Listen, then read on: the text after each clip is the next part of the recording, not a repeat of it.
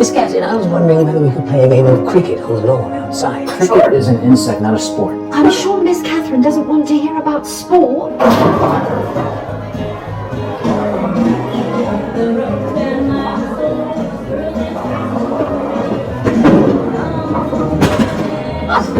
I'm horrible at this Hey, type. don't beat yourself up. This sport takes practice. Okay, go again. Remember what I taught you. So start 3 steps back. Go 1, 2, 3. Slide forward. Keep your wrist straight. And throw it past your ankle. It's simple. Yeah, for someone who's been doing it since he was 4. 5, but who's counting? Alright, I'm gonna give you a bit of an incentive here. I will buy dinner if you can knock down just 3 pins. Looks like I'm going hungry tonight. I'll throw in some flowers. Some dark chocolate too? You're on. Come on.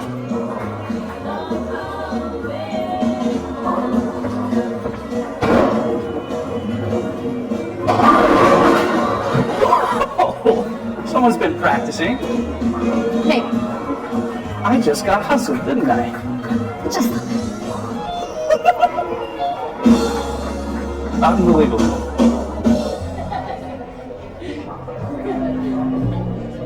That guy is crushing it. Maybe they're just friends. I wish I had a friend like that. Dan, you said you came here to get her back. I did. You've been here for months. If you don't make your move soon, it's gonna be too late. I will. I made a promise a long time ago to marry that girl. That's what I'm gonna do. Meanwhile, that dude's probably already planned the honeymoon. have fun. Yeah, I get you. Time to get on the stick, bro. If you don't do something... I know. It's gonna be too late. Did you have a nice time with Justin? Yeah, I think he's growing fond of me. Fond is putting it mildly. Justin Worth is head over heels for you. Yeah, so it seems. I think you two suit each other. Me too. I mean, he's smart, but also kind, hardworking, and practical. The kind of practical man that my Amish father might have approved of. If Justin weren't an Englisher. Not so bad on the eyes either. Yeah. Let me help. I'm capable of doing a few things myself. I know you are, Miss Catherine. Remember, I grew up milking cows and knocking out horse stalls. But this is my job. I've been serving this house for nearly 3 generations, long before you arrived. I know, but I can't help myself. I feel verhoodled seeing how hard you all work. Verhoodled. I loved it when your mama said that word. Whenever I heard the Pennsylvania Dutch coming from her, always made me laugh. Why do you think she used Amish words in an English world? I don't think she ever got over giving you up for adoption. She wanted to be part of your life, to understand what you were going through. She learned everything she could about the Amish. God rest her soul. I miss her. There's still so much I wish I knew about her. We had so little time together. I know she felt the same. But she was so happy to finally find you. It meant the world to her. That's why she left all of this to you. I'd give it all away to have her here again. She'd help me find my way in the English world. Trust me, you're doing a lot better with it than you think you are. You think so? I do. Besides, we're all here to help when you need it. I know. Danke. Have you thought about writing your parents in Hickory Hollow? Maybe you should let them know you're planning on staying here. I've tried, but the church forbade them from speaking to me when I was shunned. They haven't responded to any of my letters. That's what happens in the Amish world when you run out on a wedding to the bishop. What if you spoke to them indirectly? What do you mean? What if you wrote them a letter, but it wasn't from you?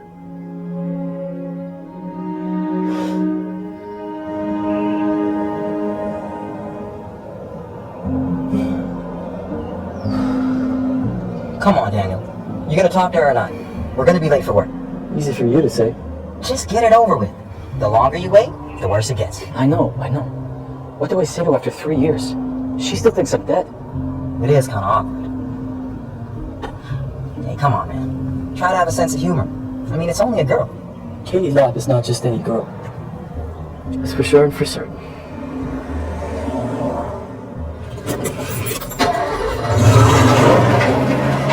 So these are the 3 charities we'll be meeting with later today.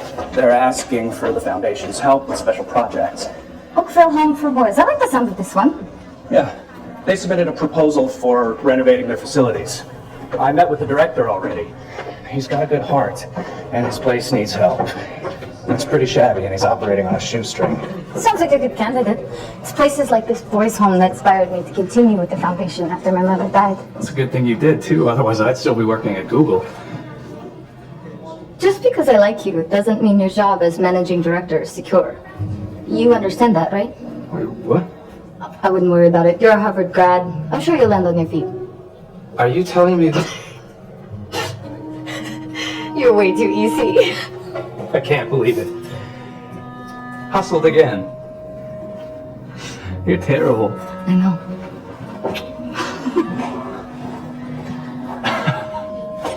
By the way, don't make any plans for tomorrow night. I've made reservations for us at my favorite dinner spot. Oh, sounds good. Where are we going? I'm not telling you. It's a surprise. Oh, come on, a little clue. Not a chance. You can try and resist, but sooner or later I'll get it out of you. All right, fine. It's Big Benny's Pizza Shack.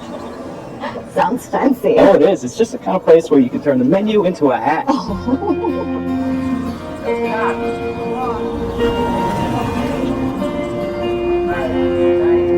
As you can see, all work on the facility came to an abrupt end when we lost our federal grant budget cutbacks. And the home needs more than just a facelift. It's suffering from years of underfunding and neglect. So how did these kids end up here in the first place? Most of the boys are wards of the courts. They come from hard places, abandoned, abused, few orphaned. Why aren't they placed with families? Believe me, none of them want to be here, but it's difficult at their age to be adopted or placed in foster care. But my hope is to give this place a complete makeover, make it a place that feels comfortable and safe. Like home. Exactly. Well, this is our common room. Yeah, with your help, we're hoping to bring this into the 21st century. But we'd like to give it an overall facelift. Add a new big screen TV, computers, Wi-Fi. With newer technology, we could provide all sorts of enrichment activities, online classes, research, books, and make it a fun place to spend time. Excuse me.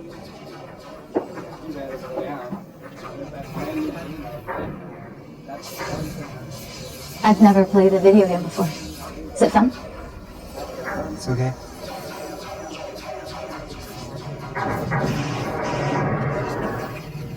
Maybe you'll show me sometime, Yeah, maybe.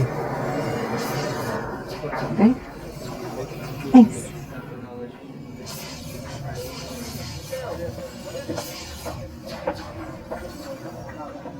That's Willie. He's had a tough go of it. I can see that. Congratulations, Mr. Bryan. Our foundation will approve all of your funding. Really? But you haven't even seen my proposal yet. Remember what we discussed. Maybe we should take this under advisement. I've seen everything I need to see in the faces of these young men. They need and deserve the love and sense of family that God intends for every child. Wow. I wasn't expecting this. Thank you. Thank you very much. You're welcome. I hope we're not getting ahead of ourselves, committing too quickly. Justin, those boys need this place to make a difference in their lives. If the Mayfield Foundation stands for anything, it should stand for making sure that we're helping kids like these. I agree. I'm just used to doing a little more due diligence before saying yes. On the farm I grew up on, my father used to say, kindness when given away keeps coming back. Well, when you put it that way.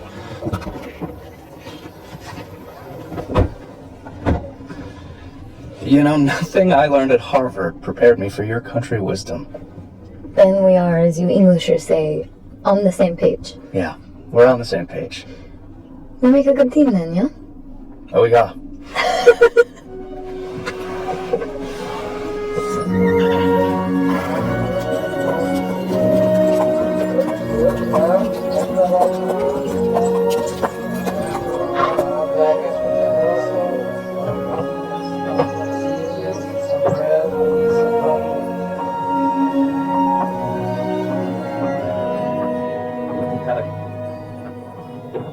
Guten Tag, Samuel. Guten Tag, Ephraim. Leave me about to cotton and some thread. Okay, good. Is that harness out that's coming yet? I'm sorry, Samuel. I think early next week.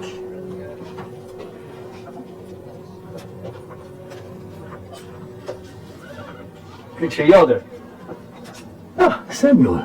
Pest their field the other day. The soybeans look about ready for the husker. The Lord God willing, I'll reap which I have sown.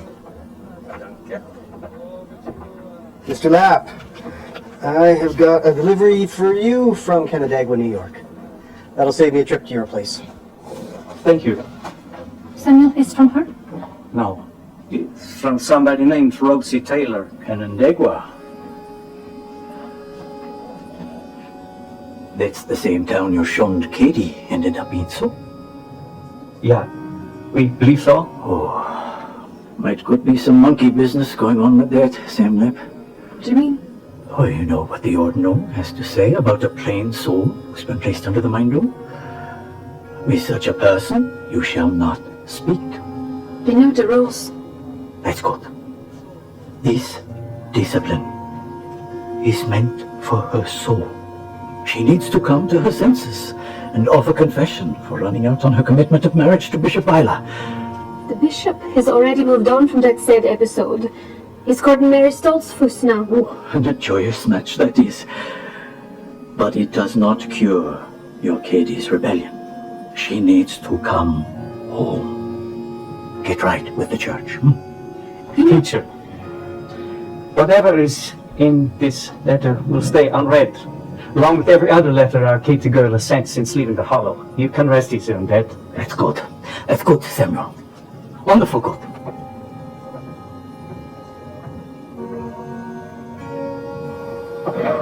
Samuel, please. I can't bear not knowing how Katie is faring out there among the English. What if she gets swallowed up by their revolt? She's in desperate straits. She'll come home. Maybe there's a reason she can't. Maybe that's why all the letters. God will keep her safe, Rebecca. I miss her. I have an ache in my stomach. I miss her so much. Me too.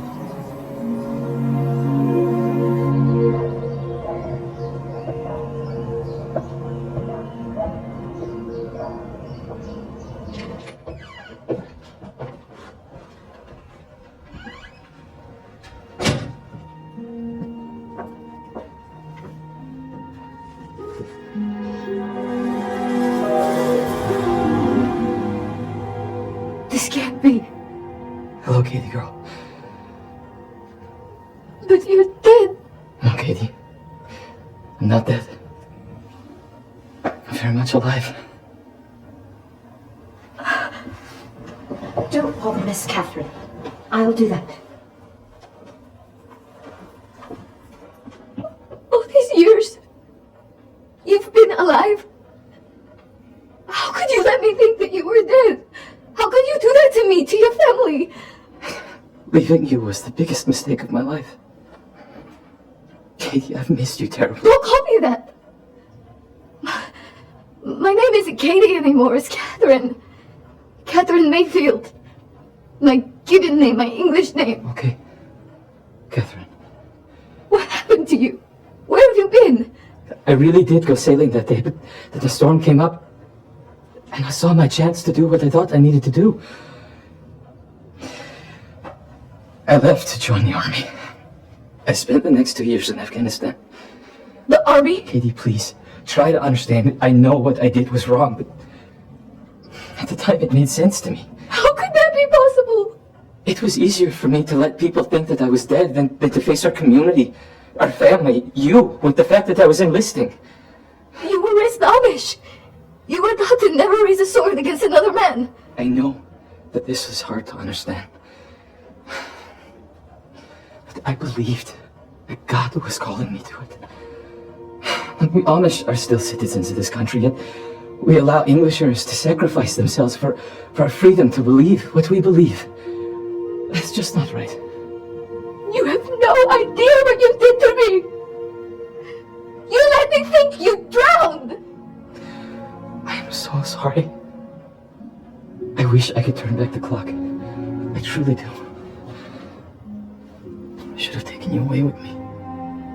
The past is done. It should have never solved anything.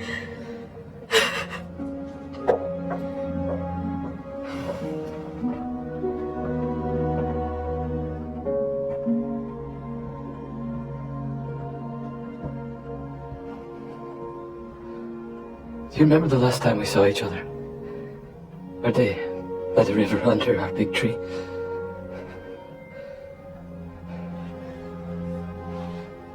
How could I forget? That was the day you promised to marry me. And then you disappeared from the face of the earth. I was stupid. I didn't think through the consequences. After I got out, I went home to Hickory Hollow to look for you. That's when I learned of your shunning. They shunned me too. And then I came here, hoping to find a way to win back your heart. Please leave. Katie, please. Just... I told you. That is not my name anymore. How could you let me grieve you for 3 years? Will you please go? Son, I suggest you do as she says.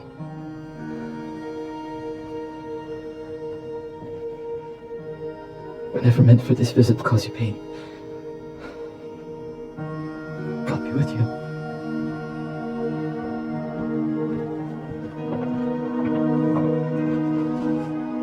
Miss Catherine, are you all right?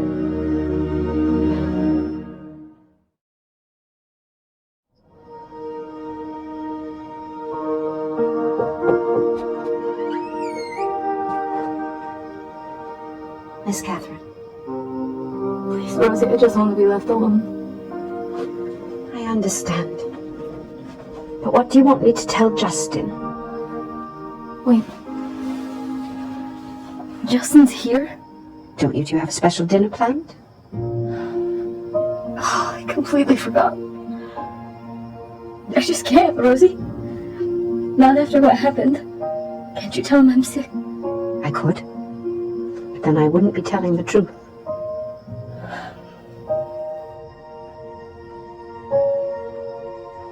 Catherine. Is everything all right? I'm sorry, I should have given you more notice. I know you had a special evening planned for us. I'm just feeling a bit under the weather. Oh, that's terrible. Is there anything I can do? Do you need to see a doctor? No, nothing that serious. Look, it's no problem. We can reschedule when you're feeling better. Here. I'll check in on you tomorrow. Thank you for understanding. Of course. Good night. Rosie, what am I going to do about Daniel Fisher? I can't believe him just showing up like that, rising from the dead like Lazarus. Do you still have feelings for him? I don't know. I don't know what I feel. I loathe him for what he did to me, as much as God allows me to love. I used to be in love with him. Not that I'm an expert in these matters, but I think before you can make a future with Justin, you need to make peace with your past.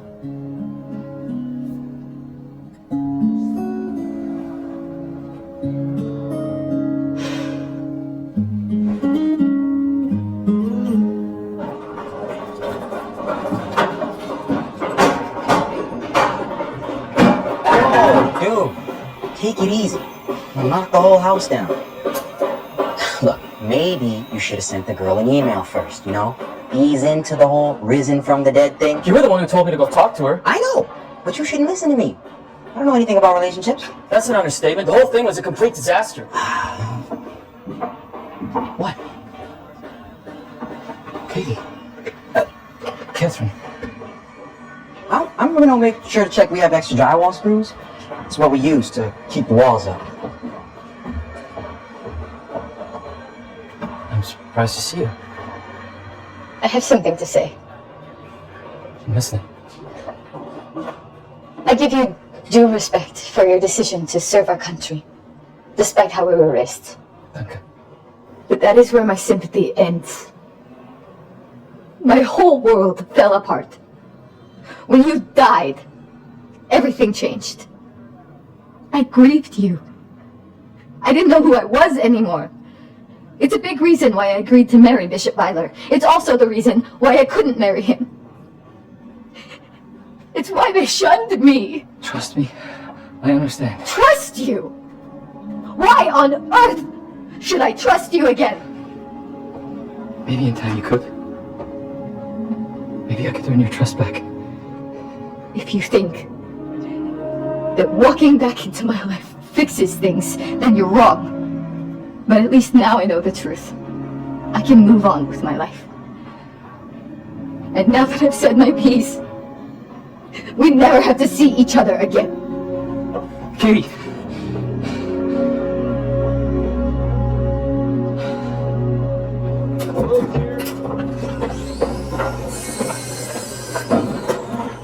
You okay, man? Not really. Sorry. I know she meant a lot to you. I'm not giving up. Dude, not that I was listening or anything, but, the drywall's not that thick. Maybe you should just cut your losses and move on. I can't. She means everything to me. It doesn't matter. She wants nothing to do with it. I don't think so. The girl I knew back in Hickory Hollow, she was open-hearted. Now, she may have changed because of her time on the outside. She may act confident, determined, but my beautiful Katie Lapp is still there. You're delusional. Yeah, maybe. But I think we made a little progress today. And how do you figure that? She came to see me. To rake you over the coals and tell you she never wants to see you If again. she didn't care just a little, she wouldn't have taken the time. Like I said, delusional. Well, at least she talked to me. If I'm gonna win her back, I got a lot of work to do. Where are you going? You knocking off early? Yeah, it's personal. If you've never tasted the bitter, you don't know what's sweet. I have no idea what that means.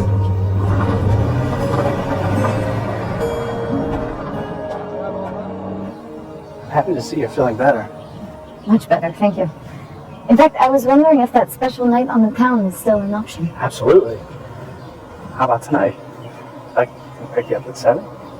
Mr. Bryant wants me to sit in on an interview this afternoon at the boys' home, so yeah, that should be perfect. You don't know how perfect.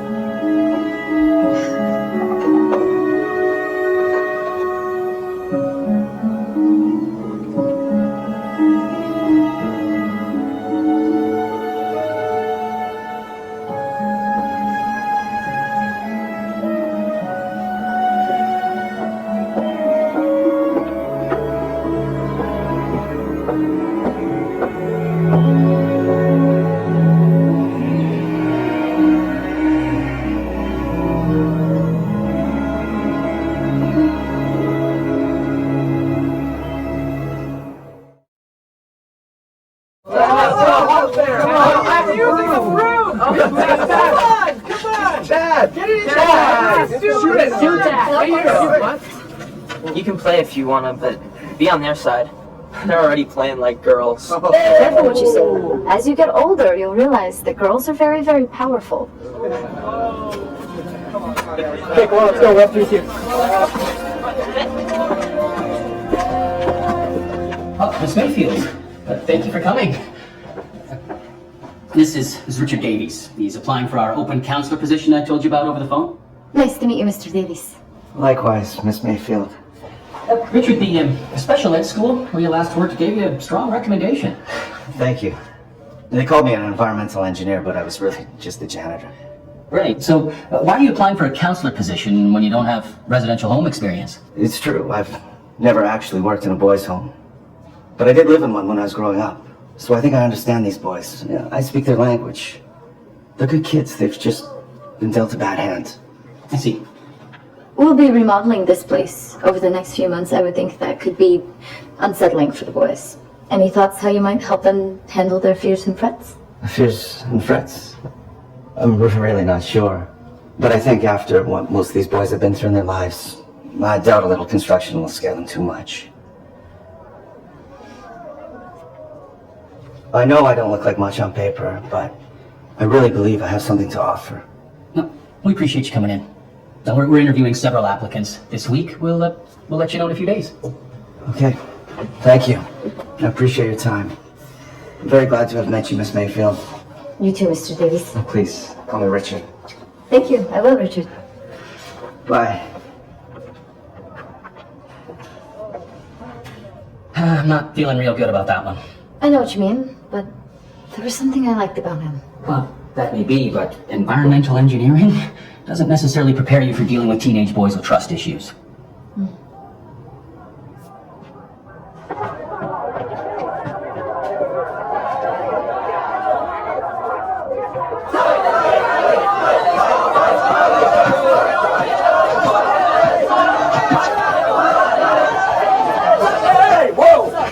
What's the trouble here? He's up in my face for no reason. Yeah, you started it. You tried to make fun of me and no one makes fun of me. If I let you go, are you gonna knock this off? No, I don't need to listen to you. I don't even know you. Well, you might want to get to know me, because we could be here all day.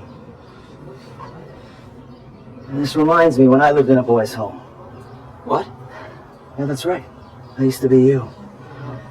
I had my share of fights too. But you know what? I finally figured out that I was just fighting myself. And worse than that, I realized I fought because I was afraid. I'm not afraid of him. Not of the kid I was fighting, afraid of myself. I was scared I wasn't good enough. Scared nobody cared about me. So how about we don't take it out on the other guy?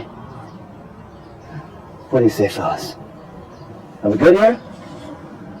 Yeah. I guess. Okay, everybody inside. Let's go.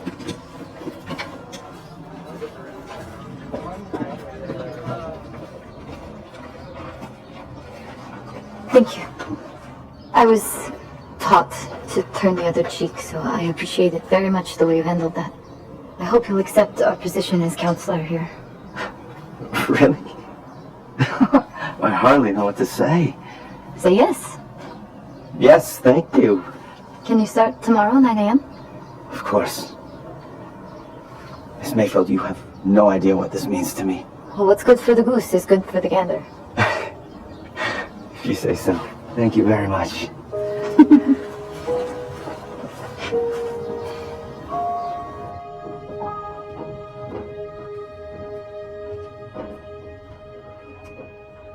Wow, you look incredible. Thank you. This dress belonged to my mother. I hope it's not too much for Big Vinny's. Well, as it turns out, we're not going to Big Vinny's. Or not. Nope. If you two would please follow me. I don't understand. You will.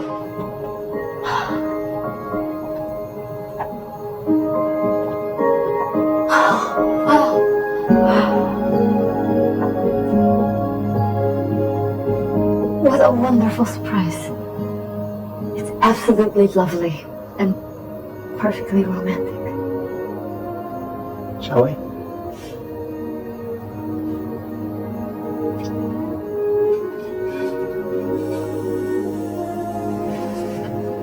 To a wonderful evening.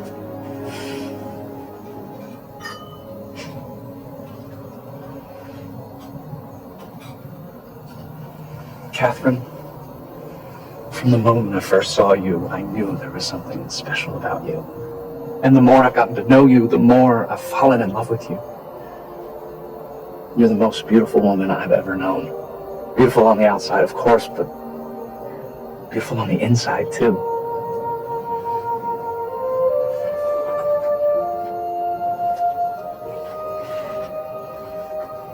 I want to spend the rest of my life with you.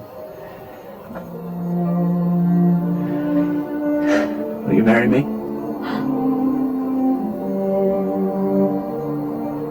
Justin.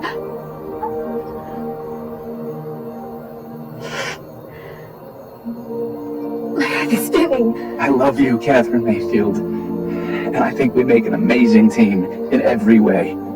I would be the luckiest man alive if you agree to be my wife. Is that a yes? I think so. I mean, of course, Yes.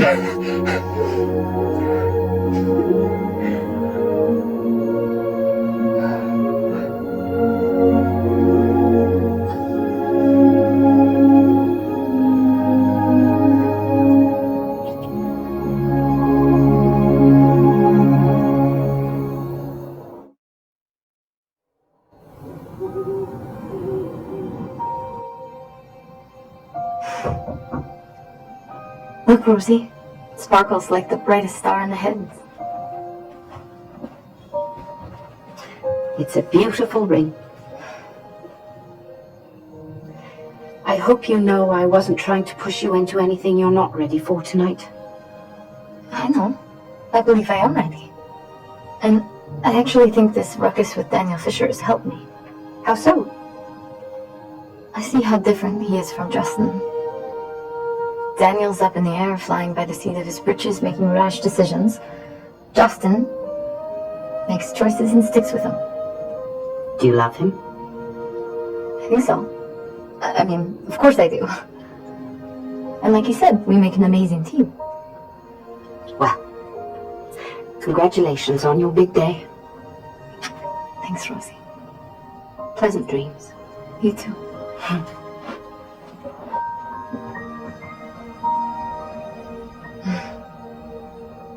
We are a full-service wedding planner, Miss Mayfield. We handle everything, all the details. Sounds expensive. Not for a woman of your means. Let's start by helping you identify the type of wedding you'd like to have. Are you looking for a destination wedding? Traditional ceremony? Contemporary? You know, vintage weddings are quite popular.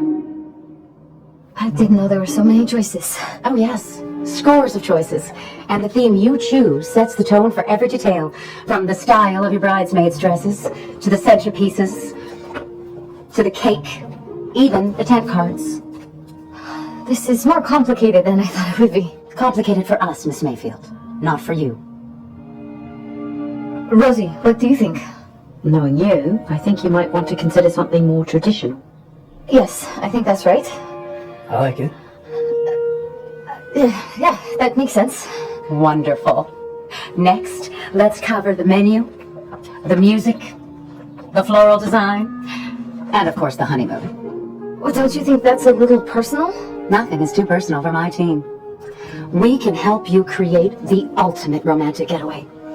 Perhaps you'd like a Swiss chalet at the foot of the Matterhorn, or your own private Caribbean island.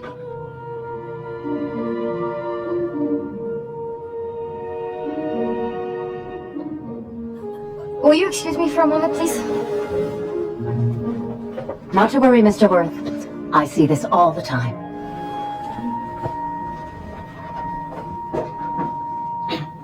She's Amish.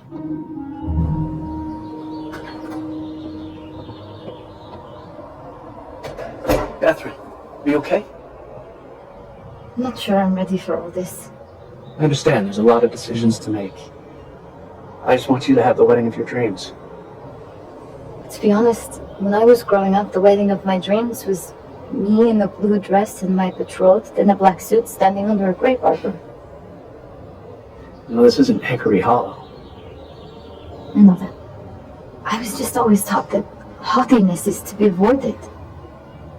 Listen, I don't want to make you do anything you're not comfortable with.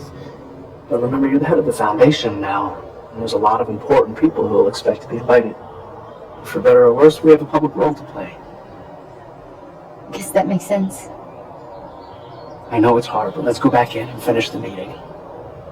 And I promise, when the day comes, I'll be right there with you, and we can pretend it's just the two of us, standing under a grape arbor. Okay? Okay. But no more honeymoon talk with complete strangers. That's between you and me. Deal. Justin, what are these construction workers doing here already? I figured no point in dragging our feet when there's a job to do.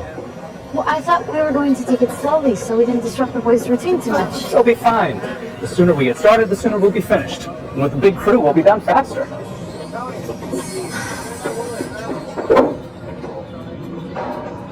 Dad.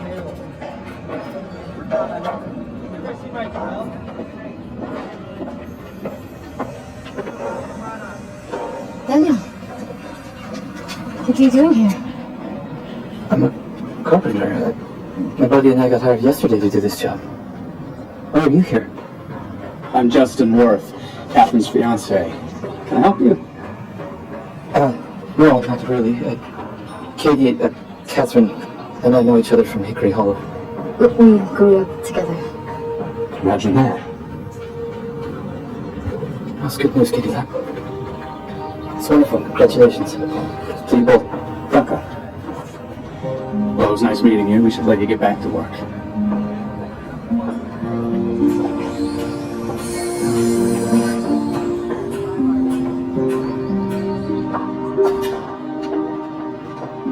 Catherine, was this guy courting you? We were just teenagers. It was young love. So I don't have anything to worry about then. Not in the least. Whatever happened between me and Daniel is in the past.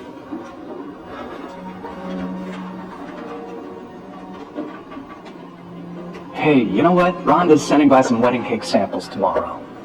So, remember to bring your sweet tooth. Sure, will do.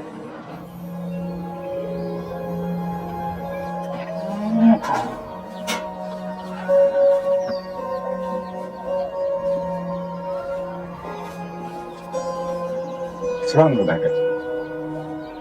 It's worse than we thought, Samuel. What are you saying?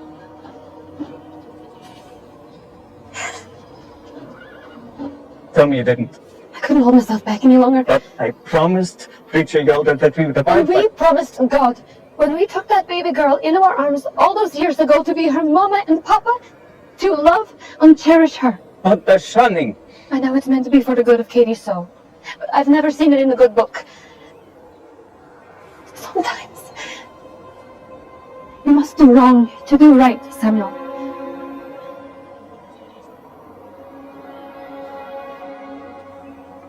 What is she right about? She misses and her armor's life. But it doesn't look like she's coming back. This last letter was written by another woman, Rosie Taylor, speaking on her behalf. She plans on staying with the Englishers.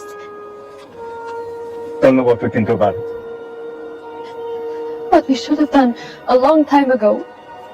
Ben or no Ben.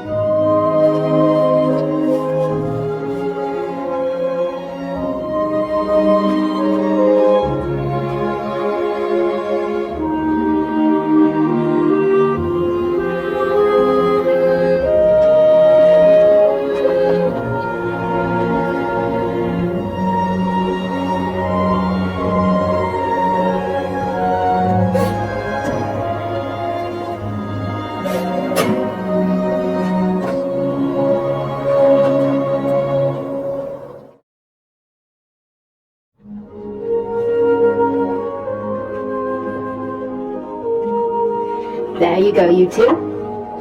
Enjoy. Wow.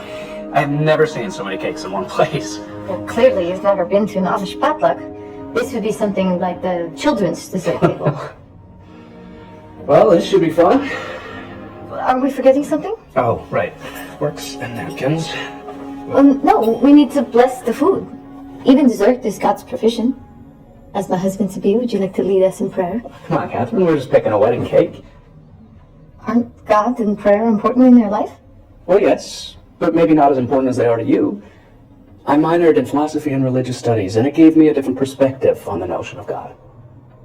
The notion of God? You know what I mean. Come on, don't make it a big deal.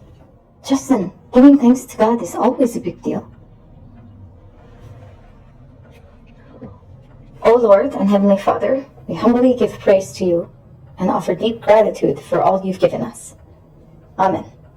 Amen. Now, where should we begin? Lemon burst or pink velvet?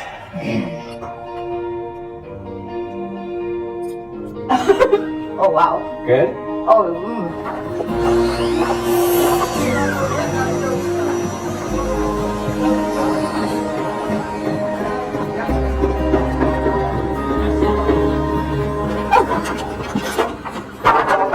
Sorry, Miss Mayfield. You alright? Yes, fine. Thanks. You okay? Yes, I'm fine, thank you. I guess I need to watch where I'm going. Maybe you were distracted? So you're looking at me? It would do you good to practice some humility, Daniel Fisher. Prideful boasting doesn't suit you. Oh, I see. In an Englisher world, with all of its abundance, suits you just fine? Things are different now. I have responsibilities. And I guess that Mr. Fancy Britches are Barbara's responsibilities? His name is Justin Worth, and he is my fiancé. Doesn't suit you, Katie. How would you know? You've been gone for 3 years. You don't know me anymore. I know you, Katie, that. Just because you inherited the big mansion with all of the fancy trappings, you're no different now than you were then. You're wrong. At least now I'm not the only one who can be accused of keeping secrets.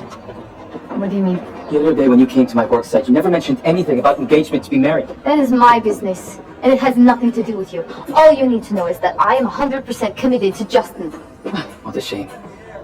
Good day, Daniel. Yeah. In addition to new bunk beds and dressers, Justin okayed computer workstations in every room. I like the beds and dressers, but I'm not crazy about the individual computer stations. Won't that just encourage the boys to spend more time alone? Yeah, probably. Well, we could put all the stations in one room, make it the computer room. That's a great idea. I've also been thinking I'd like to do something special with the boys. I've been thinking about an activity that they can do together so they learn how to be a family. I'm open to anything you'd like to do, Miss Mayfield. Will you excuse me, please? Of course. Take as much time as you need. Lost track of time. Seems like just yesterday, but you're slipping away. You're slipping away. But I've reminisced, collected all the thoughts of you, and placed them in a box under my bed. Nothing I can do, nothing anyone can say can erase the memories in my head. You're a vision that won't go away. Why won't you stay?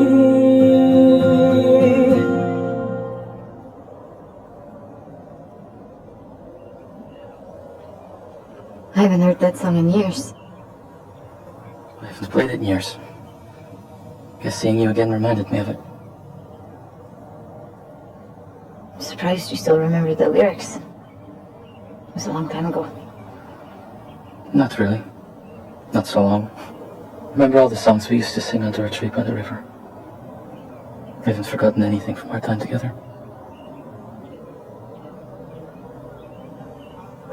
One thing hasn't changed. I still love to hear you sing. I'm glad you're still playing your music. I'll never stop playing my music.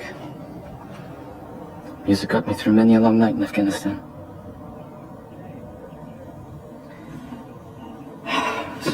Good talking to you. Really good. I should get back to work. Daniel. Yeah? I want to do something special for the boys. I have an idea, but I'm going to need your help. My help? I thought you wanted nothing to do with me. Please don't make this more difficult than it already is. It's for the boys. You're the only person I know that can help me pull this off. Will you at least hear me out? Of course, yes. I'd never say no to you. Never. Come on, fellas. Dude, this is gonna be sweet. She's probably gonna give us some money or something. Fuck up, dude. I know it.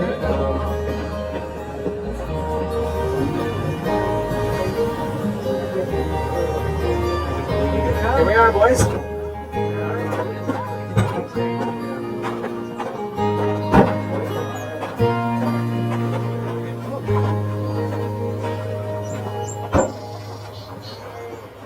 Welcome, everyone. Thank you for coming. We're very excited to have you here. What is all this? Why are we here? Where I come from, we believe in helping one another.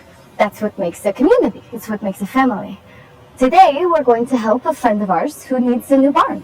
So we're going to have a barn raising. What? We don't know nothing about barns. Well, that's where I come in. I'm gonna teach you.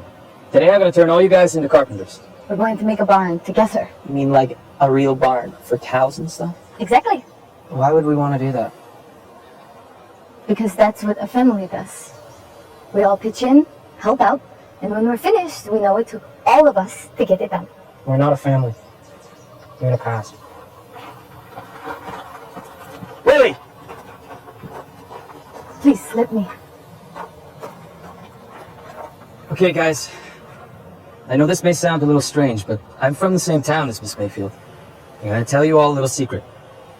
All the pretty girls go for a man who's strong enough to build a barn. You really think we're gonna be able to do all this? For sure and for certain. Come on.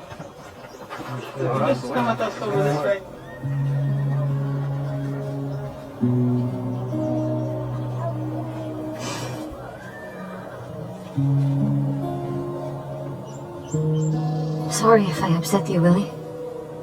It's no big deal. You think I have no idea what your life has been like, right? What could you? I mean, you're just some rich lady who lives in a big mansion. Actually, not many people know this, but until 6 months ago, I lived on a farm with no electricity and had to milk 6 cows by hand every morning.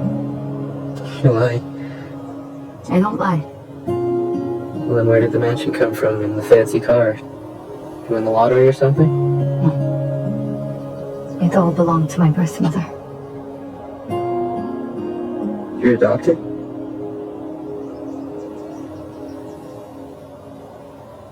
Do you know anything about your birth family? Nothing. I was dumped on somebody's doorstep as a baby.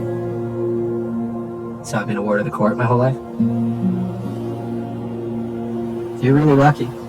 You had parents that adopted you, and you got to meet your birth parents. I don't know my biological father. Still won the lottery compared to me. Yes, I suppose I did.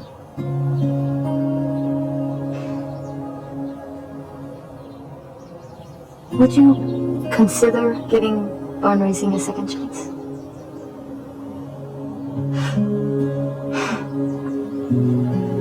Come on.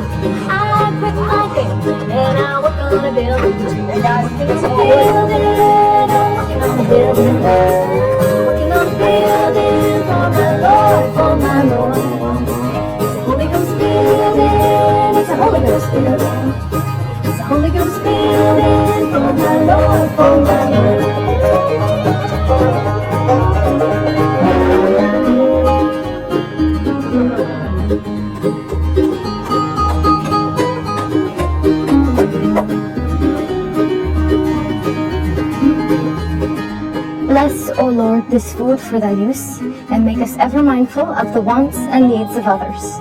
Amen. All right, everybody, let's eat.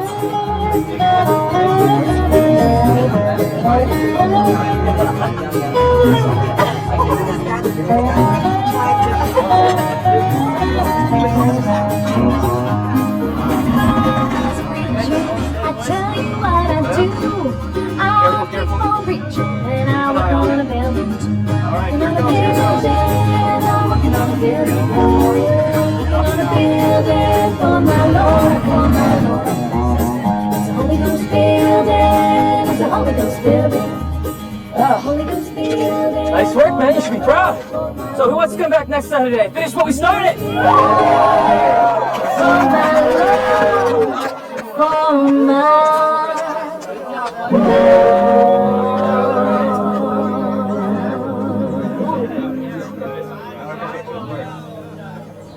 Go, guys. Great work. Way to go. See you next time. Yeah? Thanks. Thank you. Come on, man. Let's go.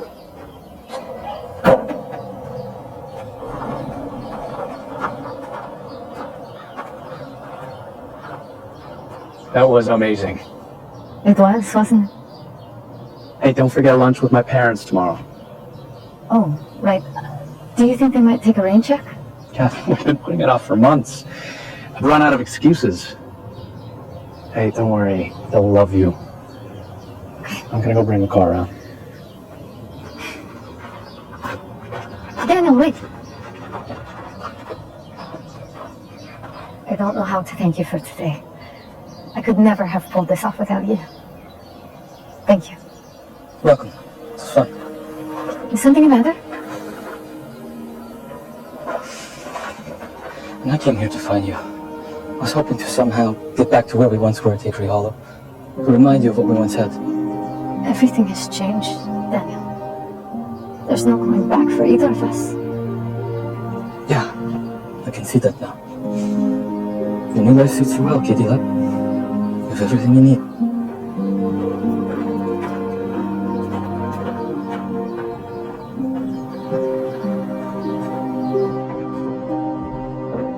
Miss Catherine, may I have a word? What is it, Fulton? I don't wish to alarm you, but when the group arrived today and I met the new counsellor... Richard? Yes. He struck me as rather familiar. I couldn't place him at first. But then, when he was leaving, it hit me. He was at your mother's funeral. Are you sure? Yes, miss, I'm sure, absolutely. Is everything okay? Fulton thought he recognized you from my mother's funeral. Laura Mayfield's funeral? Yes. Were you there? Yeah, I guess I was. I don't understand. Did you know her? I used to. A long time ago. Catherine, this wasn't supposed to happen. What wasn't supposed to happen? Look, I don't know the right way to say this, so I'm just gonna say it. I'm your father.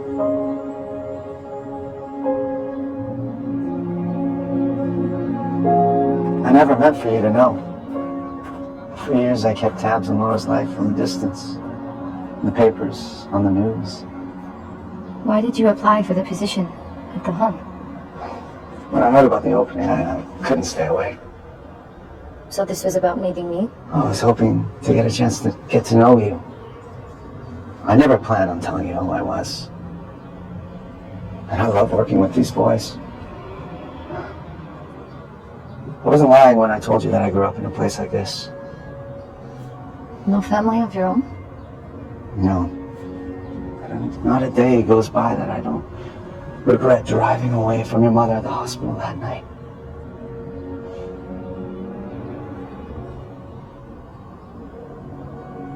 I believe that God brings all things together for the good of those who love Him. But I need some time to sit with this. I understand. Thank you.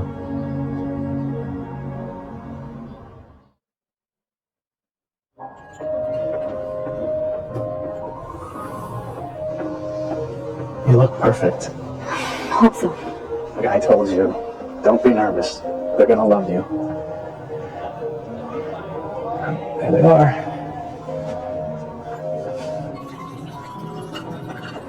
It's just so fascinating to think that you were raised Amish. We recently watched a documentary on the Amish. It was captivating. Mother, really, we're not on a cultural exchange here. Of course not. I'm just curious if Catherine considers herself to be on her Rumspringer? Rumspringer. Right. I think the documentary called it the running around years for Amish youth. Are you still exploring, Catherine? Dad, really? Son, I don't think it's out of line to ask our future daughter-in-law if she's made a decision to leave her Amish heritage behind. I will not live among the Amish, but I will never leave my faith behind. There's still so much I hold dear about the way I was raised. Which is why I'm so in love with this girl. Her authenticity and appreciation of the simple things in life is what attracted me to her in the first place. So, Catherine, how do you intend to raise your children, our grandchildren? I'm not sure what you mean. Have you thought about a nanny? Private schools? Tutors when the children reach school age? It's imperative that you give them the proper support if you expect them to compete in today's world. Getting into the right university can mean all the difference for a child's future. Really, Mother, I think we're just getting a little ahead of ourselves here. Why would you say that? Now is the time to ask these questions. We want to know if our grandchildren are going to have a normal upbringing with all of the privileges of the modern world. We know nothing of Catherine's intentions. Mrs. Worth, let me assure you that your grandchildren will be raised by me. And taught in a one-room schoolhouse without heat or electricity, but only after they've mucked out the cow stalls each morning at 5 a.m. All right, so who's ready to order? Thanks again for lunch. That's great.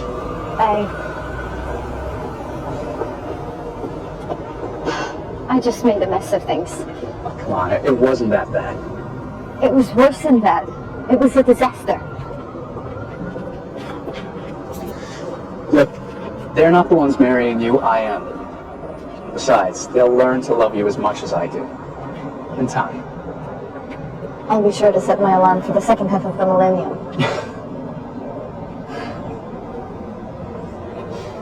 Is something else bothering you? It has to do with Richard. The new counselor? What about him? He says he's my father, Justin, my biological father. Are you serious? How do you know? Because he said so. Catherine, anybody could have read about you in the newspapers. How do you know he's telling the truth? That did cross my mind.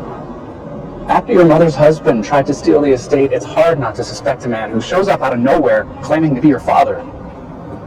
He could be scheming for more than just a relationship with his long-lost daughter. Look, I've got to go to Manhattan in the morning for a few days to meet with our bankers. But after I'm back, we'll figure it all out. Together. Okay? Okay.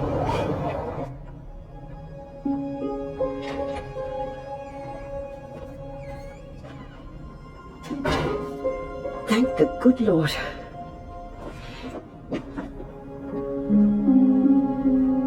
What is it, Rosie? She wrote you back. Who? Your Amish mama. It came in today's mail.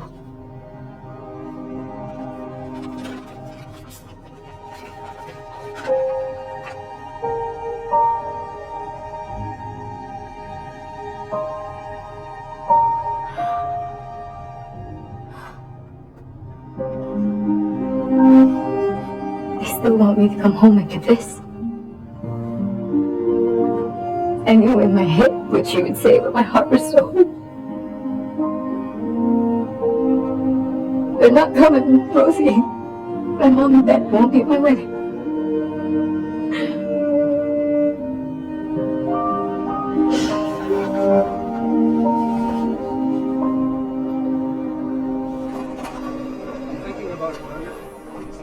Hey, fellas. Warren. Richard, can I speak to you? Of course. Is everything okay? Not really.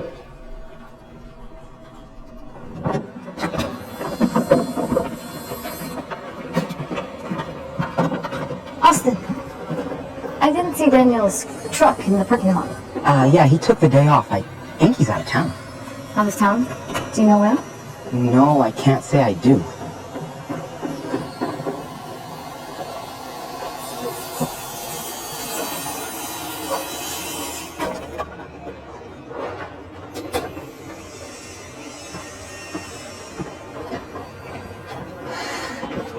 Morning, Catherine. Hello, Richard. What was that all about? Oh, nothing you need to worry about. I've thought about our situation. And I'm just not ready for a father-daughter relationship. At least not in the way that you might be hoping for. I understand. I'm not saying that can't change in the future, but right now I have a lot of challenges in my life.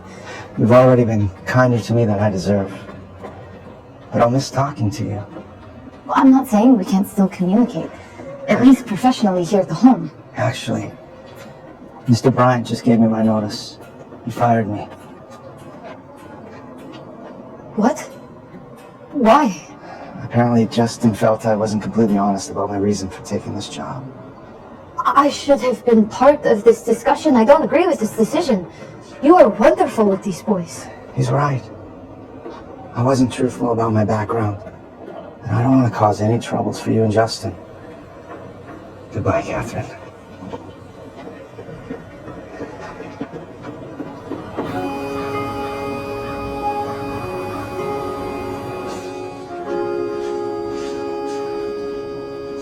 You know we could be shunned ourselves for such a violation. I couldn't abide the silence any longer. I had to write her a letter. Scripture tells us to do justice, but also to love mercy. You did the right thing, Mrs. Slapp.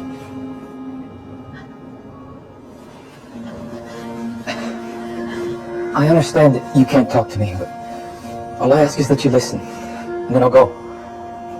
You don't have to say a word. I found your Katie, Mrs. Slapp. She's living in upstate New York in her English mother's estate. She's living a different life now. And I can vouch to you, she's the finest young Amish woman I've ever known. Right now, she's giving her time and money to helping homeless teenage boys. And to my great sadness, she's engaged to be married to a fine, upstanding Englishman who does that work alongside her.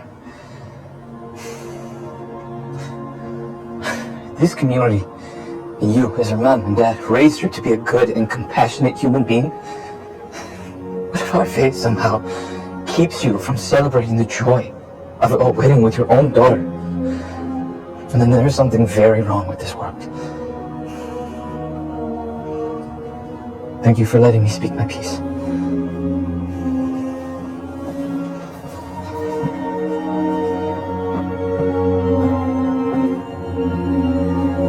Daniel!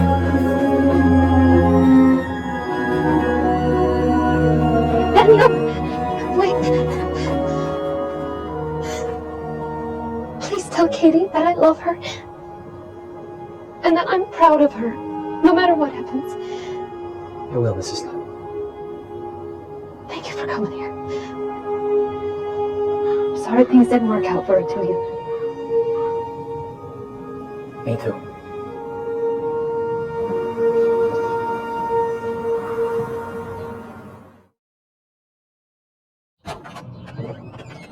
Good morning. I brought your favorite, tea and toast with some Amish jam. I barely slept and I'm not hungry. I thought you might want to call Justin back. He's already left 3 messages this morning. I just want to be left alone. It's time. What do you mean? It's time for what? Is that from Hickory Hollow? No. It's from Laura. From Laura? I don't understand. A few days before she passed away, she gave it to me. She told me to wait until you really needed it. I think this is as good a time as any.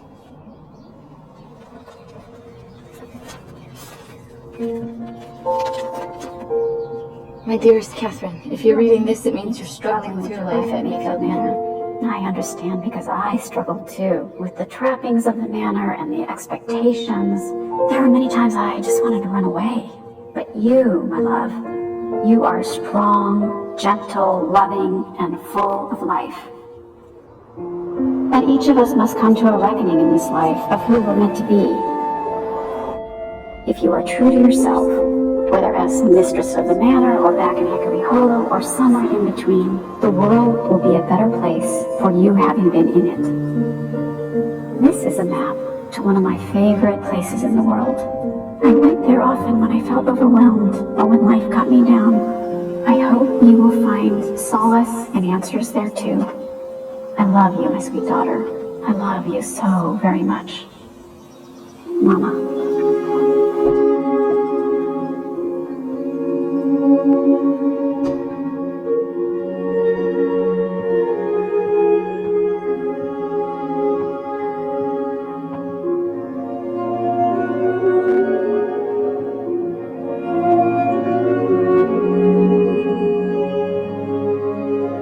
Thank you, Mama.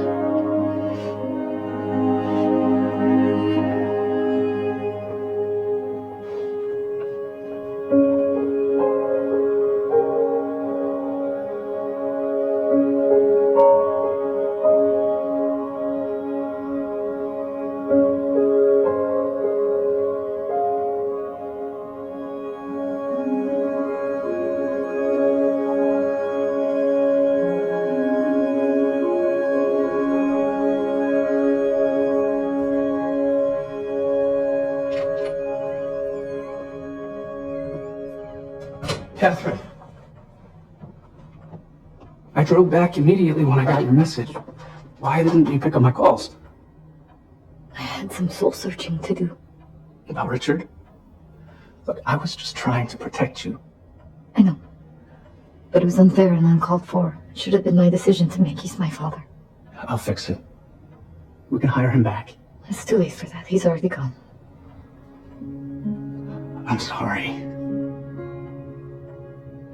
I just came from praying at a little church my mother used to go to when she was confused.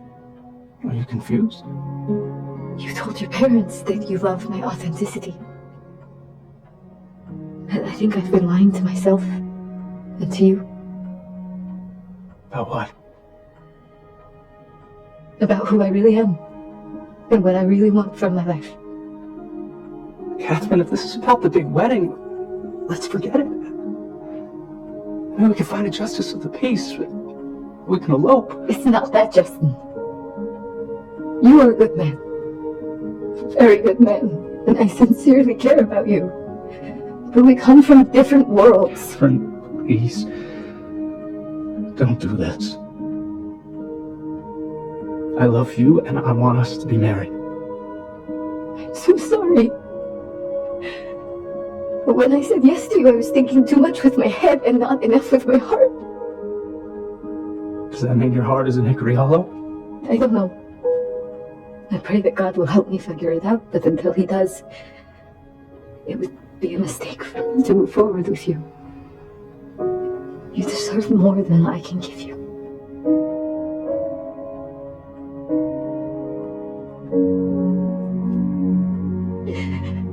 I hope that someday you'll be able to offer me a measure of grace for putting you through all of this.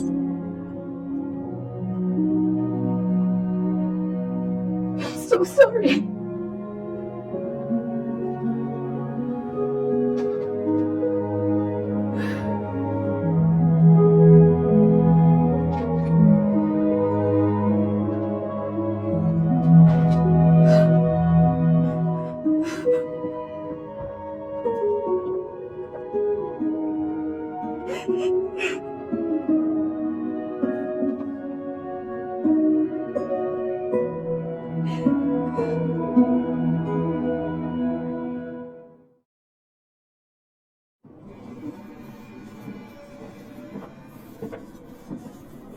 Hello, Austin.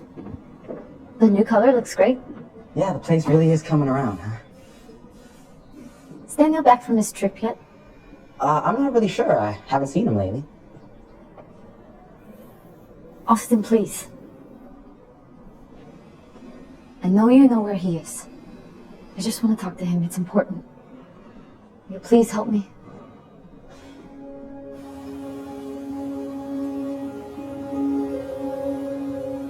Hello, Daniel.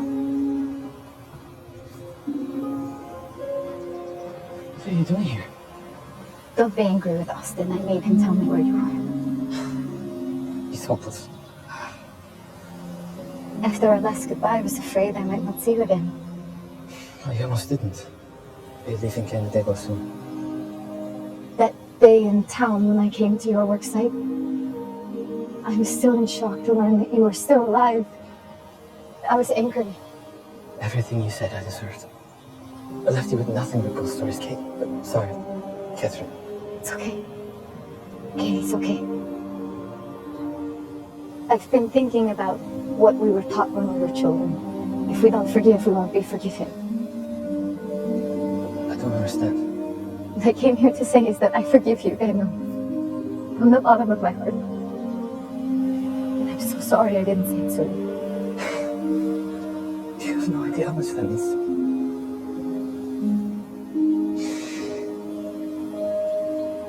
Is there something more you need to say? As you can see, my ring finger is bare. What happened? I should never have said yes to Justin. It's not who Dad and Mom raised me to be. I know exactly who you are. You're that girl I fell in love with all those years ago under a tree in Hickory Hollow. Katie, that you are the most beautiful girl in the world.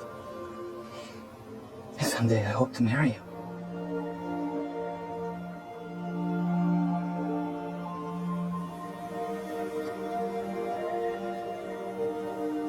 going to make that promise again. Will you accept me if I did? I just let you kiss me.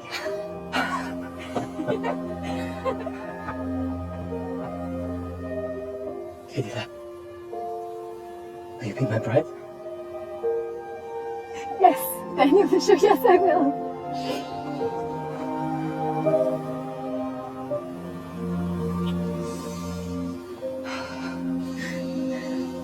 What is this? I built this for you. Why? This place. It reminds me of our favorite spot along the river, Hickory Hollow. I knew you and I would never return there. So I tried to bring a piece of the hollow here. It's absolutely beautiful. What was meant to be your wedding present. Welcome home, Katie Lab.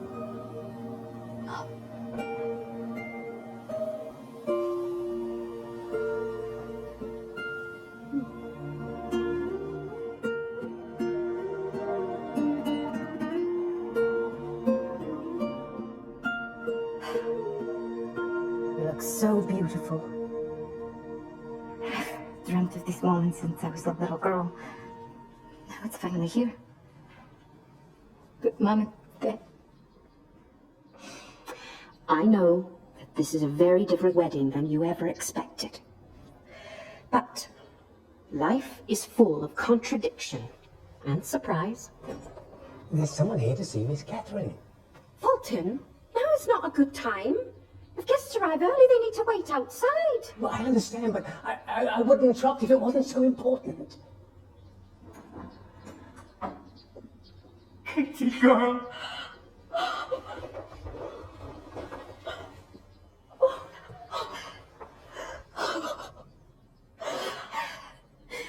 Gladys, niece, Mom. Amish or modern, we couldn't miss the wedding of our precious baby girl for anything. I don't understand. How are you here? Sometimes the human heart needs more than the old ways can give it. Mom.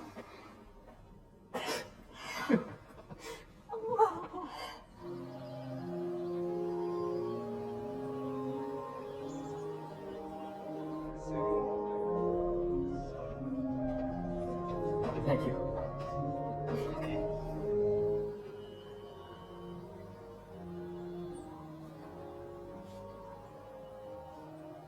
I prayed somehow you and Mom would be present at our wedding.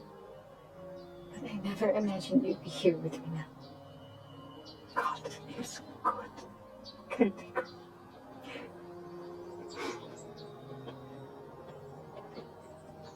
Justin, Richard,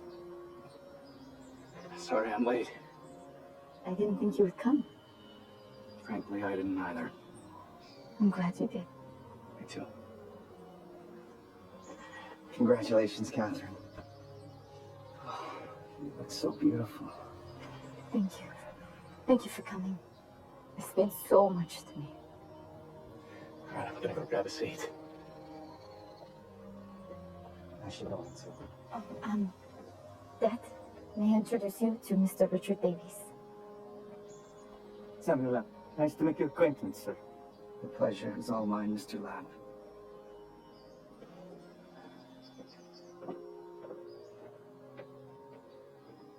Ready?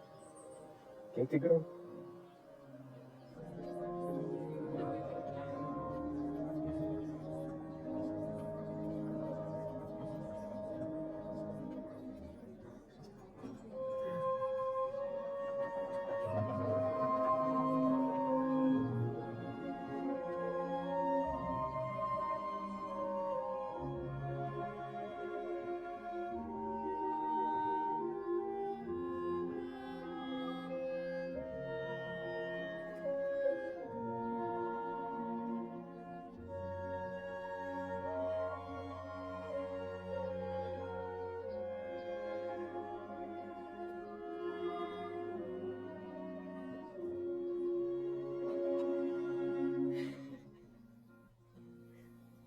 Long time ago, I don't even know.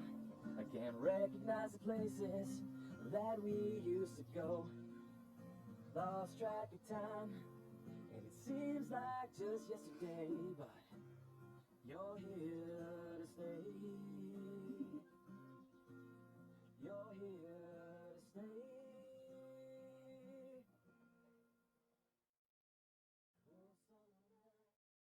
Welcome to Duggar News 24, your daily source for the latest updates, headlines, and deep dives into the world of the Duggars. Subscribe and stay informed 24/7.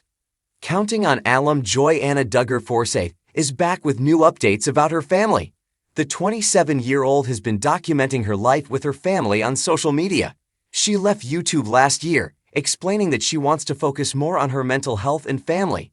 But amid all the positivity, Joy Anna recently took to IG to share a sad family event. Keep reading to see what happened. It's been a busy year for Joy Anna and her family. The Counting on alum previously shared that they sold their Arkansas home and relocated to California. The move was mainly due to Austin's new construction job in California. They're now living close to Jinger and Jeremy. Joy Anna has also been thriving as a social media influencer, selling clothing and other items online. Despite not sharing any more vlogs, she continues to share many parts of their life, including a sad day that they recently celebrated. Joy Anna Duggar Forsyth recently took to IG to share throwback clips from her pregnancy journey with her stillborn daughter, Annabelle Elise Forsyth. According to the Counting on alum, her daughter would be celebrating her 6th birthday today. Joy Anna shared the moment she and Austin were looking at their stillborn daughter. Joy Anna's daughter passed on July 1, 2019. They were able to scale Annabelle at 4.8 ounces and 7 inches long. Many fans were also saddened and sympathized with Joy Anna. Love you so much. Happy heavenly birthday, Annabelle. Thank you for sharing sweet Annabelle with us. She's beautiful. I am so sorry for your loss. I can't even begin to imagine what you're going through and how much pain you're feeling. I think about my son I lost every day. He would be 24 years old in heaven on Christmas Eve. Aw, Joy, she was so cute. Thank you for sharing. I delivered my daughter stillborn 46 days ago at 23:01 day. It's incredibly hard. I felt so blessed to be able to hold her, and I'm glad you got to hold your sweet baby. Sending you love. 6 years already blows my mind how time is a thief. She is always missed. Joy Anna Duggar Forsyth has also been thriving as a mother. Recently, the Counting on alum uploaded a video from her camping day with the kids. She set up a tent and camped for a week. Joy Anna said it was very exhausting, but it was worth it when she saw her kids having so much fun. Many fans were also surprised to see how big Gideon, Evelyn, and Gunnar have become. She added, "We have made some of the best memories that will last a lifetime. Camping is always good memories, so much fun. Neutrogena singles, face wipes. I always carry them in my car, purse, backpack, luggage. Y'all are so adventurous. Looks like such a blast, looks like a great time, and the kids are having a ball." Joy Anna Duggar Forsyth, once a familiar face on Counting On, has quietly carved out a life away from the cameras, but not without bringing her loyal followers along for the journey. At just 27, Joy Anna has weathered more than most her age. From a high-profile upbringing as one of the 19 Duggar siblings to motherhood, marriage, and now, an emotional chapter in remembrance of her stillborn daughter, she's sharing it all with grace and quiet strength. The Forsyth family's year has been filled with changes, growth, and bittersweet moments. None more profound than the one Joy Anna recently shared on her Instagram page. July 1st marked 6 years since the loss of her second child, a daughter named Annabelle Elise Forsyth. And while the day was somber, Joy Anna chose to honor her daughter's memory with love, reflection, and raw vulnerability. A pain that time can't erase. 6 years ago today, we met our sweet Annabelle, Joy Anna wrote beneath a compilation of throwback clips, showing her pregnancy journey, the day of Annabelle's birth, and the quiet, heartbreaking moments that followed. With a shaky voice in the video, Joy Anna recalled the emotions that overwhelmed her as she and her husband, Austin, held their baby girl, born at just 20 weeks gestation. Annabelle Elise Forsyth was delivered stillborn on July 1, 2019. She was just 7 inches long and weighed 4.8 ounces, small enough to fit in the palms of her parents' hands, yet monumental in the impact she left on their lives. She was beautiful, perfect in every way, Joy Anna shared, wiping away tears in one of the clips. It doesn't feel like 6 years. Some days it feels like yesterday. The video struck a deep chord with fans who flooded the comment section with messages of love, remembrance, and shared grief. "Thank you for sharing sweet Annabelle with us," one fan wrote. "She's beautiful." Others shared their own stories of loss, reminding Joy Anna that while grief can feel isolating, she is far from alone. Stillbirth remains a topic rarely spoken about in public, often wrapped in silence and stigma. But Joy Anna's openness continues to help create a space for mothers and families to share and grieve together. One commenter shared, "I delivered my daughter stillborn 46 days ago at 23:01 day. It's incredibly hard. I felt so blessed to be able to hold her, and I'm glad you got to hold your sweet baby. Sending you love." Another revealed, "I think about my son I lost every day. He would be 24 years old in heaven on Christmas Eve." The collective mourning felt like a chorus, women and families uniting across time and space, their shared pain becoming a strange sort of comfort. Annabelle's short existence may not have been marked by milestones or first steps, but through her mother's words, her presence is deeply felt by thousands. Joy Anna's heartbreak has been woven into a tapestry of change over the past year. She and Austin made the significant decision to leave their Arkansas home and relocate to California, mainly due to Austin's new construction job. While the transition wasn't easy, it brought them closer to Joy Anna's sister, Ginger, and her husband Jeremy, who have made Los Angeles their home in recent years. Fans had noted the growing closeness between the sisters, especially since both have distanced themselves from the strict rules of their upbringing. Ginger has been vocal about reevaluating their family's religious teachings, and while Joy Anna has remained more reserved on that front, her decision to pull back from YouTube last year hinted at a desire for more privacy and mental peace. "I needed to focus on myself, on my family," Joy Anna shared in a quiet vlog before leaving YouTube. "My mental health wasn't great. I felt drained." The shift to California marked not just a change in scenery, but a new mindset, more focused on healing, on being present, and on embracing motherhood in all its chaos and beauty. Joy Anna and Austin now have 3 children, Gideon, 6, Evelyn, 3, and baby Gunnar, who was born in 2023. Joy Anna's Instagram, now her main platform for sharing life updates, is filled with snippets of their day-to-day life, camping trips, dance parties in the kitchen, homeschool moments, and tender sibling bonds. Just days before the anniversary of Annabelle's passing, Joy Anna uploaded a video from a week-long camping adventure with the kids. With messy hair, sunburned cheeks, and a warm smile, she gave a tour of the tent, showed her kids roasting marshmallows, and shared how exhausting, but rewarding, the experience had been. "We made some of the best memories that will last a lifetime," she captioned the post. "Camping is always good memories. So much fun." One fan commented, "Y'all are so adventurous. Looks like such a blast," while another added, "Looks like a great time and the kids are having a ball." Despite the grief that lives quietly in the background, Joy Anna finds joy in the little things, in watching her children explore the world, in late-night giggles, and in the simplicity of being together. Healing in the public eye, living a life that was once publicized in front of millions, Joy Anna has chosen to step back in many ways, but she hasn't disappeared. Instead, she's reshaped her digital presence into one of authenticity and resilience. Her posts aren't about curated perfection. They're about messy mornings, sticky fingers, tired eyes, and endless love. In choosing to remember Annabelle publicly, Joy Anna also invites healing. It's not performative, it's purposeful. "Every year I wonder how to honor her," she said in her video. "And every year I come back to this, just talking about her, saying her name, sharing her story." Grief, as she's learning, is not something that goes away. It grows with you. And through her vulnerability, she is allowing others the space to grieve their own lost children, missed milestones, and quiet heartbreaks.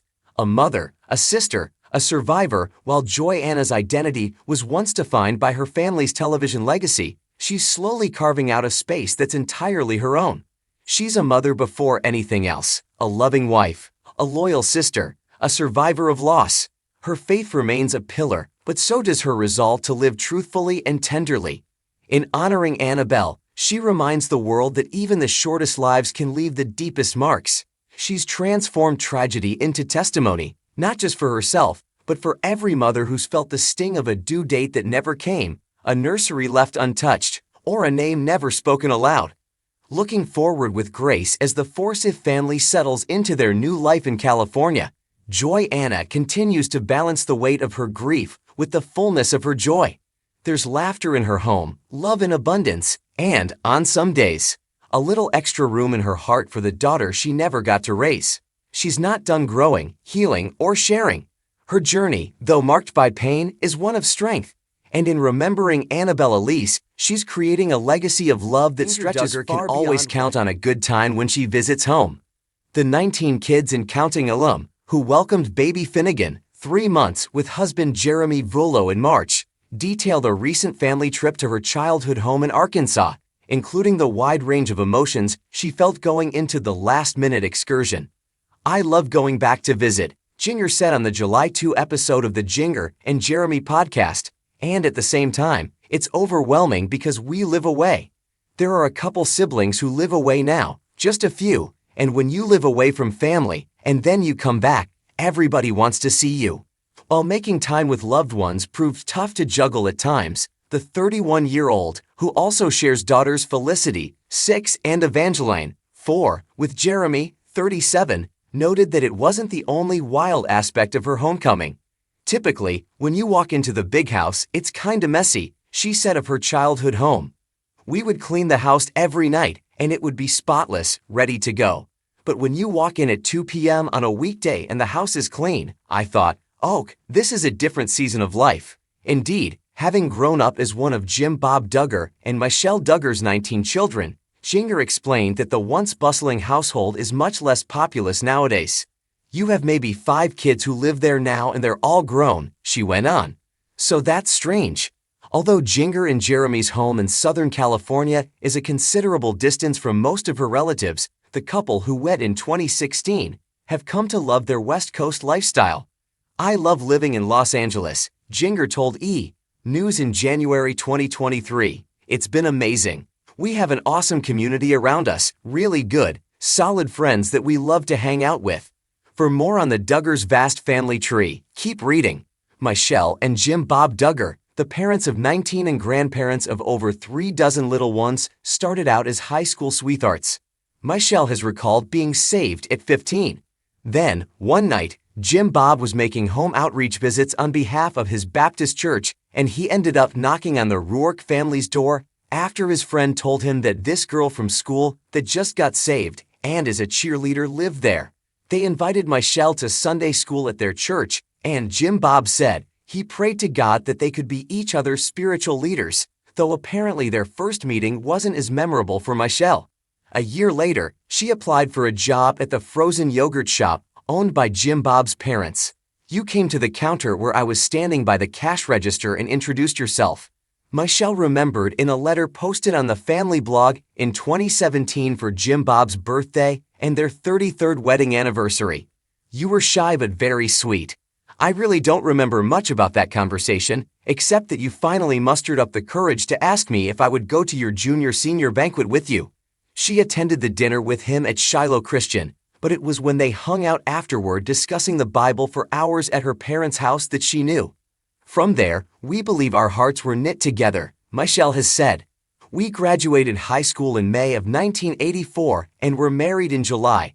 I was 17 and Jim Bob was 19. 40 years later, the couple dedicated themselves to God and each other for the long run." Jim Bob is a former state legislator, having served in the Arkansas House of Representatives for the 6th District from 1999 until 2002, during which he was vice chair of the House of Corrections and Criminal Law Subcommittee. A run for U.S. Senate in 2002 ended in the primary, as did a bid in 2006 to become the Republican nominee for Arkansas State Senate District 35.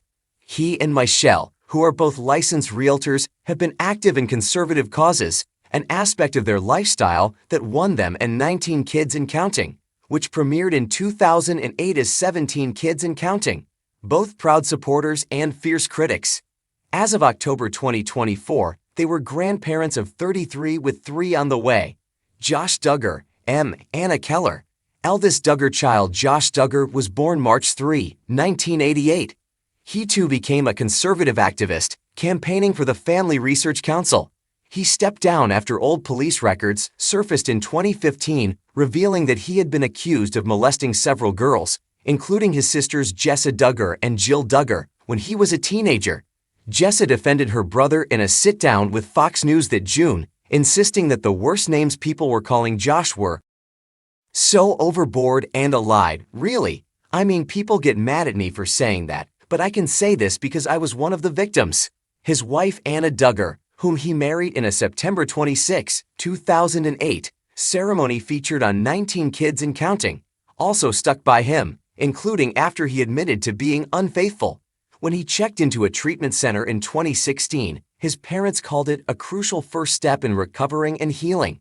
Parents of 3, daughter Mackenzie, October 8, 2009, and sons Michael, June 15, 2011, and Marcus, June 2, 2013. When the scandal broke, Anna gave birth to their 4th child, Meredith, on July 16, 2015, the same day TLC canceled 19 Kids. Their 5th child, son Misson Garrett, was born September 12, 2017. Daughter Mariella Hope arrived November 27, 2019, and baby No. 7, Madison Lily, was born October 23, 2021. In a federal indictment filed in April 2021, Josh was charged with a count apiece of receipt and possession of child pornography. He pleaded not guilty on both counts. In 2022, Josh was found guilty of both, but the possession charge was vacated by the judge and sentenced to 12.5 years in prison. John David Duggar and Jana Duggar. Shortly after Josh was born, Michelle got pregnant again but suffered a miscarriage. While she and Jim Bob were still grieving that loss and praying for guidance, they found out that twins were on the way. We felt it was a double blessing, she told Love to Know. God was encouraging our hearts. We're still learning. It's really so unusual because I'd breastfeed my babies, but my children are so close together. I have a baby and then 8 months later I'm expecting. Just another unusual thing the Lord has seen fit to do with our situation. John David Duggar and his twin sister Jana Duggar were born on January 12, 1990. John David Duggar, Abby Grace Burnett.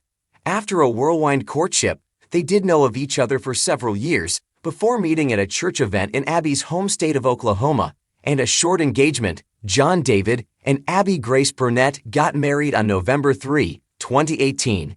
They welcomed daughter Grace Annette Duggar on January 7, 2020, and son Charlie Duggar in September 2022. On their 30th birthday in January 2020, Jana wrote in a sweet message, "Ever since John and I were little, we've been asked if we have that twin thing. You know, the thing where you feel what the other one is feeling or know what the other one is thinking. Well, John, I've always answered that with a no, but now I can honestly say that the day little Gracie was born, I felt every bit of happiness that you did, so I guess it must be real." Jana continued, "It's so sweet watching you and Abby as parents. You're naturals, and the same qualities that have made you a wonderful brother will also make you an amazing dad." Jana Duggar, Stephen Wisman. Jana watched 11 of her 18 brothers and sisters get married before she found love with Stephen Wisman, whose sister Hannah Wisman is married to the TLC alum's brother Jeremiah. But despite some admitted frustrations, she maintained it was all part of God's plan. "I haven't always understood what the bigger picture is, but I know that God knows what is best for all of us. And so for me, it's getting married later," Jana told People in August 2024, shortly before her wedding. "Each of our stories will be written differently. If we were all the exact same, it would be a boring life." Jill Duggar, Derek Dillard. Jill Duggar Dillard was born on May 17, 1991. In a love story reminiscent of her parents, Jill first met Derek, who grew up about 45 minutes away, on Christmas 2011 when he stopped by the Duggar family abode while out caroling with his church group. Jim Bob played matchmaker, and Jill and Derek hit it off, growing closer over email and Skype. Father and daughter went to visit Derek in Naples that November, and Jill and Derek continued to fall for each other. In February 2014, Derek asked Jim Bob for his daughter's hand in marriage, and they tied the knot on June 21, 2014. They are parents to 3 sons: Israel, born on April 6, 2015, Samuel, born July 8, 2017, and Frederick, born July 7, 2022. In April 2024, Jill shared that she had suffered a pregnancy loss while expecting her and Derek's first baby girl. Jill and Derek reflected on the controversies and religious beliefs surrounding her family in the Amazon Prime Video documentary Shiny Happy People, Duggar Family Secrets, which premiered in June 2023. Jessa Duggar and Ben Seawald, Jim Bob and Michelle's fifth child, Jessa Duggar, was born November 4, 1992. Jessa met Ben through church, and he began courting her in 2013. The old-fashioned approach to romance coming as a brand new notion to a lot of viewers. The kids never talked about their romances pre-engagement, so Jim Bob explained to people, courting is getting to know each other in a group setting, both families spending time together and the couple setting goals together to determine if they are meant to marry. Featuring Jill and Jessa, to further educate viewers on the subject, the sisters would end up the stars of their own show, Jill and Jessa. Counting On, that winter, the show then evolved to become Counting On, featuring other Duggar siblings as well. Meanwhile, Jessa and Ben welcomed son Spurgeon on November 5, 2015, son Henry on February 6, 2017, daughter Ivy Jane on May 28, 2019, and daughter Fern in July 2021. In February 2023, Jessa shared that she suffered a miscarriage over the 2022 holiday season. She gave birth to son George in December 2023. On May 7, 2025, Jessa announced baby No. 6 is on the way. Jinger Duggar, M. Jeremy Vuolo. The sixth Duggar child, Jinger Vuolo, was born December 21, 1993. Jinger and Jeremy met doing ministry work in Laredo, Texas, and started courting in 2016. They married on November 5, 2016, the bride's nephew Spurgeon's birthday, but you just try not overlapping milestones when you're one of 19, and we're promptly the subject of pregnancy rumors.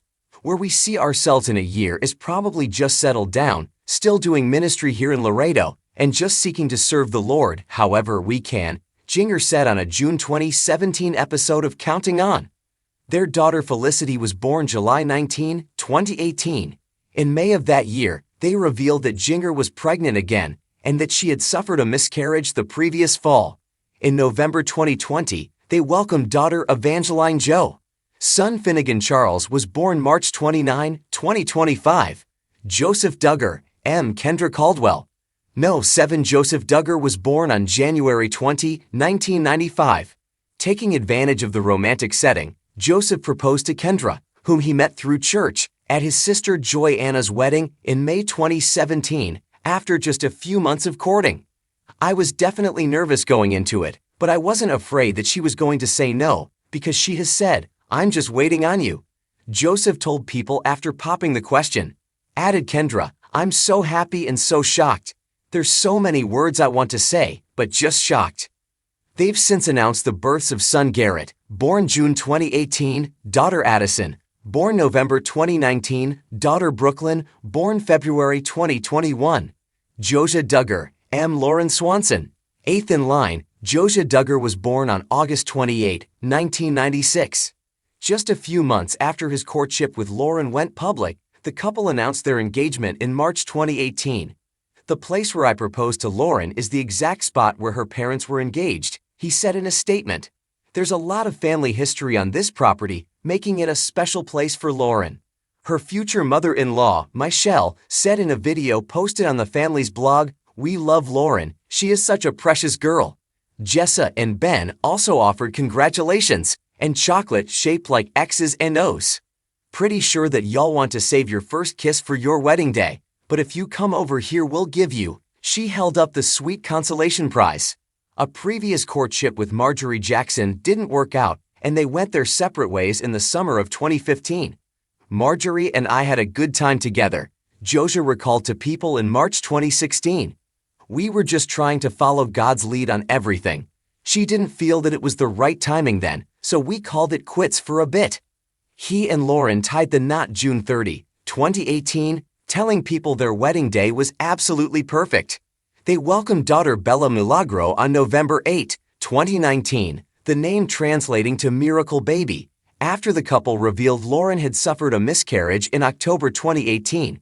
They welcomed another daughter, Daisy, in 2022, and a son named Ezra in May 2023. Joy Anna Duggar, M. Austin Forsyth. Ninth sibling Joy Anna Duggar was born October 28, 1997. She knew Austin Forsyth for 15 years as a friend before he started courting her, after which they didn't waste any time. He proposed in February 2017, and they married on May 26, 2017, at Cross Church in Rogers, Ark, the wedding where Joseph proposed to Kendra. Joy and Austin Forsyth. Joy Anna and Austin welcomed son Gideon Martin Forsyth on February 23, 2018, daughter Evelyn May Forsyth on August 21, 2020, and son Gunnar James Forsyth on May 17, 2023. Jedidiah Duggar and Jeremiah Duggar. Jim Bob and Michelle's second set of twins, Jed Duggar and Jeremiah Duggar, were born on December 30, 1998. Jedidiah Duggar, M. Katie Nakatsu. Jed married Katie Nakatsu after 1 year of courting in April 2021. They are parents to son Trude, born May 2022, and daughter Nora Kate, born June 2023. In July 2024 that they had twin girls on the way, and daughters Elsie Kate and Emma Kate were born January 8, 2025. Jeremiah Duggar, M. Hannah Wisman. Jeremiah, a certified flight instructor, is married to Hannah Wisman, Jana's husband Stephen's sister, and the two are parents to daughter Brinley, born December 2022, and Brielle, born February 2024.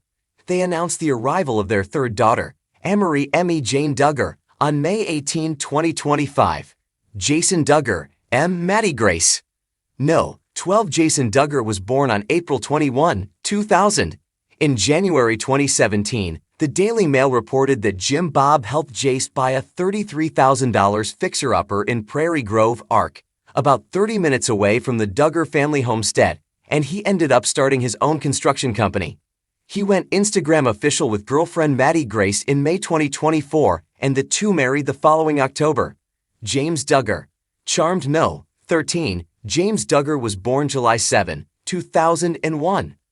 Not publicly courting a potential significant other yet, he's a doting uncle to dozens of nieces and nephews. He is the fun uncle, and all the younger boys around here look up to him and want to be just like him. Mom Michelle wrote on his 19th birthday in 2019, James is able to do just about anything he thinks up. Even as a child, we would find James fixing various household appliances. He has always been one to take things apart, figure out how they work, and put them back together with a few special modifications. This year, James worked hard to get his CDL, and he has become an expert at driving all the big trucks and heavy machinery. We can't wait to see what God has in store for him in the future. Justin Duggar, M. Claire Spivey. No. 14 Justin Duggar arrived on November 15, 2002. He went public with girlfriend Claire Spivey in September 2020. The two got engaged the following November and married on February 26, 2021. Jackson Duggar. Here with his big sister Jill, Jim Bob, and Michelle's 15th child Jackson Duggar was born May 23, 2004. On his 16th birthday, Mom Michelle praised Jackson's sense of humor and noted that she knew he couldn't wait to get his driver's license. Johanna Duggar. Johanna Duggar was born October 11, 2005, hence the original family special called 16 Kids and Moving In. This girl is so fun and outgoing, and she loves making new friends, Michelle wrote on her 16th child's 15th birthday in 2020. Her younger sisters absolutely adore her and think she hung the moon, and I couldn't be more grateful to God for choosing me to be her mom. Jennifer Duggar. Jennifer Duggar arrived on August 2, 2007, then the baby of the family. Their TLC show that premiered September 29, 2008, was christened 17 Kids and Counting. Now, OMG, she's a teenager. Jennifer is dependable, loyal, and fun. Michelle wrote when her little girl turned 13. She is a favorite with the nieces and nephews and is usually carrying one of them around because they don't want her to put them down. Jennifer also has a special love for animals and is very faithful to take care of her pets every day. She recently helped raise a litter of 7 little bunnies. Jordan Grace Duggar. Here on the right, The penultimate Duggar child was born December 18, 2008. In 2019, her mom called Jordan Grace an outgoing girl who has never met a stranger, with a laugh that is always one of the brightest spots in our day. Josie Duggar. No, 19 Josie Duggar, here holding niece Meredith, was born on December 10, 2009, 3 months premature and weighing only 1 pound, 6 ounces, and spent 6 months in the neonatal intensive care unit, NICU. Josie is a ball of energy, Michelle wrote on her baby's 11th birthday in 2020. From the time she wakes up in the morning until her head hits the pillow at night, she rarely slows down.